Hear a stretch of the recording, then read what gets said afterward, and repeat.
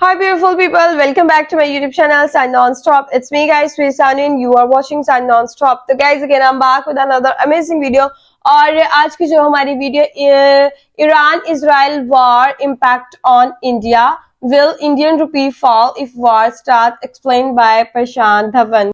Israel और Iran की war को लेकर जो है वो इंडिया के बारे में बात की जा रही है कि इंडिया किसका साथ देगा, अगर वहां पे वॉर चल रही है तो इंडिया के अंदर क्या इम्पैक्ट करेगा।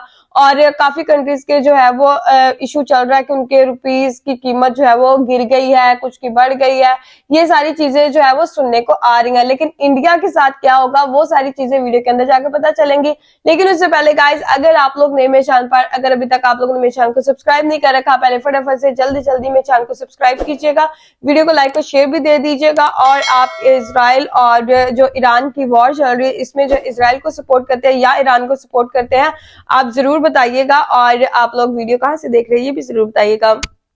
Let's start the video guys.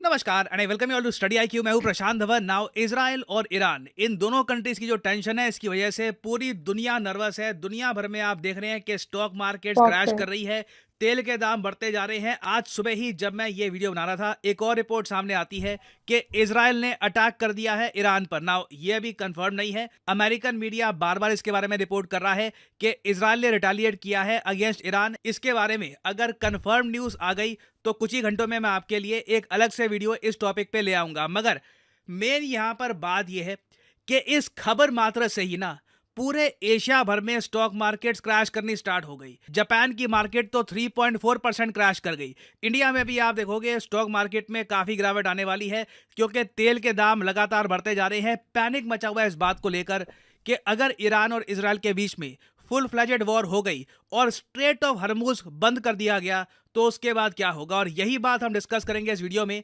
कि स्टॉक मार्केट वगैरह के बियॉन्ड इंडियन इकोनॉमी को क्या इंपैक्ट होगा इजराइल ईरान वॉर का।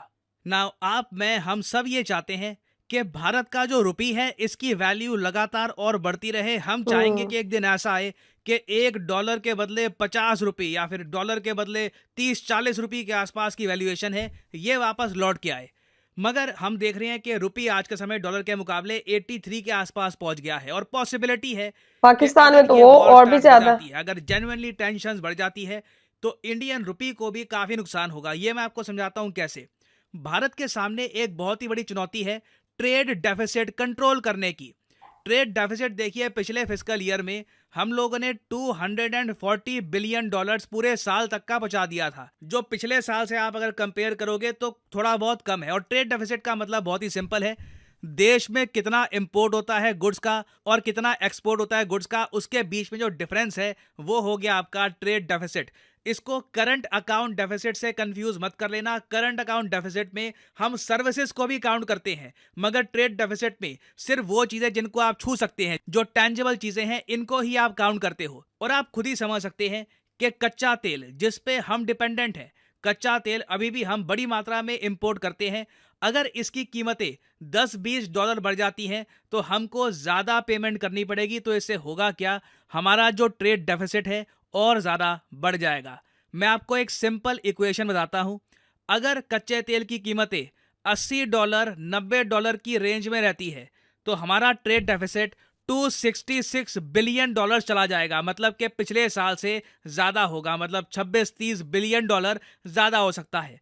और अगर मान लीजिए वॉर जेन्युइनली इजराइल और ईरान के बीच में फुल फ्लेजेड स्टार्ट हो जाती है, क्योंकि अभी तो देखिए जो न्यूज़ ही आ जाती है ना कि कुछ हो गया, कहीं पर बॉम्ब की कोई खबर आ गई, अचानक से हम देखते हैं तेल के दाम $90 पर बैरल तक पहुंच जाते हैं। मान लो कल को सच में वॉर स्टार्ट हो जाती है, कोई बड़ी बात नहीं है, उस केस में तेल के दाम आराम से $100 पर बैरल या फिर उसके ऊपर भी जा सकते हैं। उस केस में देखिए हमारा ट्रेड डेफिसिट खड़ा हो जाएगा $276 बिलियन पे। और इसका मतलब यह है कि हमारे रुपये की और पिटाई होगी, रुपये की वैल्यू और ज़्यादा गिरेगी। और जब रुपये की वैल्यू गिरती है तो करेंसी को स्टेबलाइज करने के लिए जो हमारा विदेशी मुद्रा भंडार है, जो by the way all time high पे है, आरबीआई को वो खर्चना पड़ेगा, जो हम चाहते नहीं है।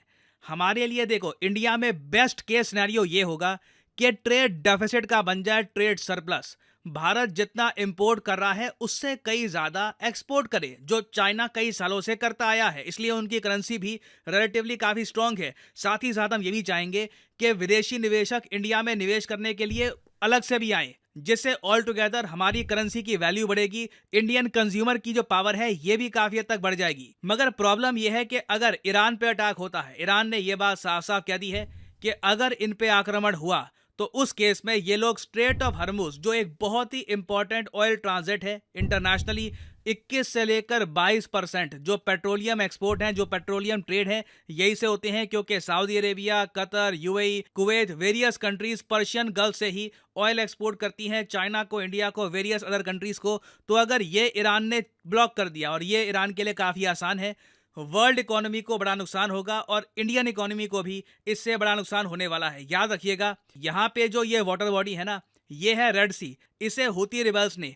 ऑलरेडी बहुत ज़्यादा डिफिकल्ट बना रखा है। काफ़ी बार रेड सी से जब शिप गुजरती है तो हूती रिबेल्स के अटैक का डर रहता है। और आप इमेजिन करो, रेड सी और स्ट्रेट ऑफ हर्मुज दोनों अगर चोक हो गए, ऑयल छोड़ो, आप लिक्विफाइड नेचुरल गैस ये भी कैसे इंपोर्ट करोगे?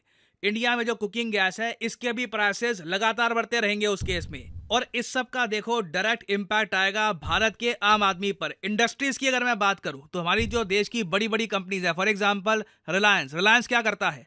कच्चा तेल परचेज करता है, रिफाइनरीज में उसको करता है रिफाइन और फिर बेचता है। कच्चे तेल के दाम अगर बढ़ते रहेंगे तो रिलायंस को भी प्रॉब्लम आएगी। एक्सपोर्ट करने में अपने जो पेट्रोलियम प्रोडक्ट्स हैं इनको एक्सपोर्ट करने में भी प्रॉब्लम आएगी। क्यों? क्योंकि स्ट्रेट ऑफ हर्मुज ब्लॉक हो चुका होगा, यहाँ पे है हूती रिबेल्स, आपको एक्सपोर्ट भी करना है तो शिपमेंट की कॉस्ट आपकी बढ़ने वाली है।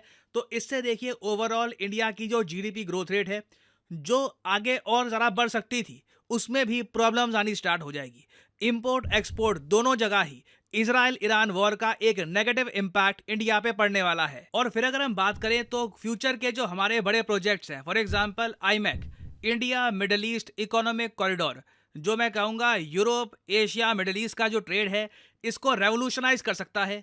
ये जो पूरा प्रोजेक्ट है ये भी बिल्कुल ठंडे बक्से में चला जाएगा, क्योंकि जब तक इजराइल और ईरान की, अगर मान लीजिए हाइपोथेटिकली स्पीकिंग, वॉर स्टार्ट हो जाती है, जब तक वो वॉर खत्म नहीं होगी, कौन निवेशक ज्यादा निवेश करना चाहेगा इस पूरे कॉरिडोर में? तो देखो, दोनों कंट्रीज के बीच में जो पीस है ये इंडिया के लिए बहुत ही ज्यादा इंपॉर्टेंट है। मैं देख रहा था कि कुछ लोग, बहुत ही छोटी एक परसेंटेज, वो लोग काफी एक्साइटेड फील करते हैं वॉर के प्रोस्पेक्ट को लेकर। मैं आपको बता दूं, इसका नुकसान भारत को होगा, वर्ल्ड इकोनॉमी को होगा, ईरान को होगा, इजराइल को होगा। वॉर किसी भी सूरत में आज के समय, जिस युग में हम जी रहे हैं, हमारे देश के प्राइम मिनिस्टर ने बिल्कुल ठीक कहा था, this is not an era of war. अब जंग के जमाने गए, अब आप पीसफुली कोएग्जिस्ट करिए, इकोनॉमिकली compete करिए। एक दूसरे पर बॉम्ब्स गिरना, अटैक करना, ये अब काफी प्रिमिटिव चीज हो चुकी है।